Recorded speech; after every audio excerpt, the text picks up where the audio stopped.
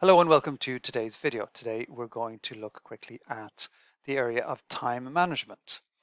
And this is going to be a quick look at it. We're going to look at why it's important and then look at some tips and ways of addressing it. So let's get into it very quickly.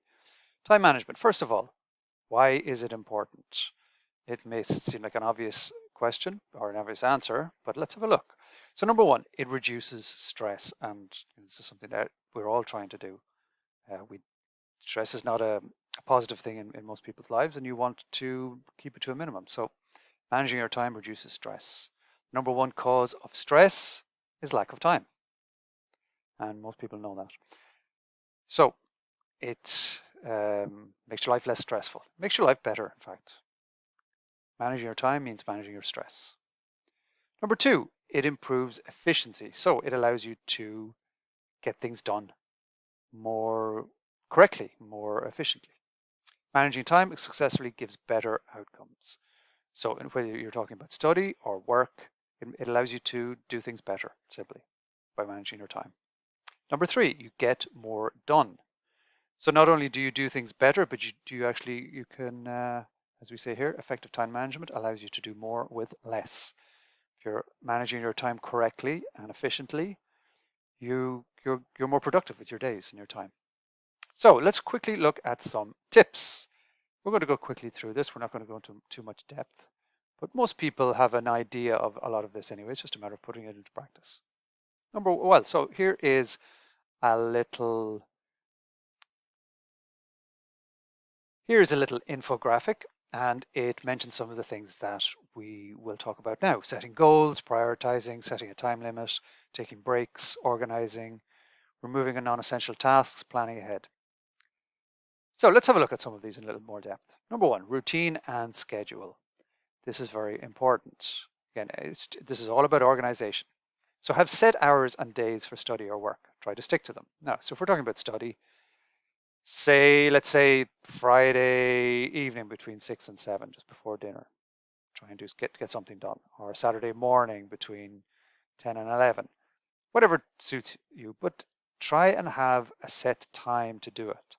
This kind of helps us, we're creatures of habit. And so if you can get a set time, you know that you can concentrate your study in that particular time and do it then. It doesn't bleed into the rest of your day. So linked to that is setting a time limit, number two. If you say, okay, I've got this time from 6 o'clock to 7 o'clock Friday evening before I have dinner, I need to do all I can during that time. And at 7 o'clock, I have to stop no matter what I have done. Stop, go have dinner, take a break, and don't let it bleed into the rest of your day. So setting a time limit gives motivation and a reason to get things done. That's really important. It's about kind of creating your own discipline. And try it out, it really works. Setting goals. So a short list of manageable goals helps focus the mind and organize. So again, lists. Lists are very important, to-do lists. They're really useful.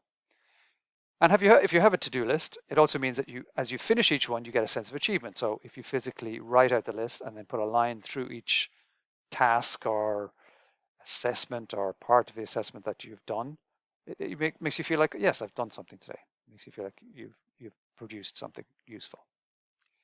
So you set goals and you make a list of them, what you have to do. Linked to that is prioritizing. So removing non-essential tasks. It's easy to get distracted by things we don't absolutely have to do. We all do that. We get distracted by social media. We're on Instagram, we're on Facebook. We get distracted by the news, by pop-ups, whatever. So if we prioritize and get rid of things that we don't need to do, that can help. Again, that's linked to setting goals and making lists. Make a list in order by priority. Consider getting rid of the things that are less important. So do we really need to do that? We have to ask ourselves that sometimes, especially if we've got limited time. And 5, declutter and organize. This is declutter and organize in your physical area. So physically organizing your office or workspace can help you find things and avoid wasting time. So this is just in the physical realm of where you are sitting and studying or working. If you know where everything is, it can really help you organize your time better. So it's just to recap very quickly. Schedule, make a schedule and get a routine. Time limit gives you motivation to get things done. Goals helps you organize yourself. And plan. Prioritize, get rid of things that are unnecessary. Declutter, keep your physical space organized. That's all for today. It was a quick look at time management, but I think if we put these into practice, it'll really help. Thanks for watching.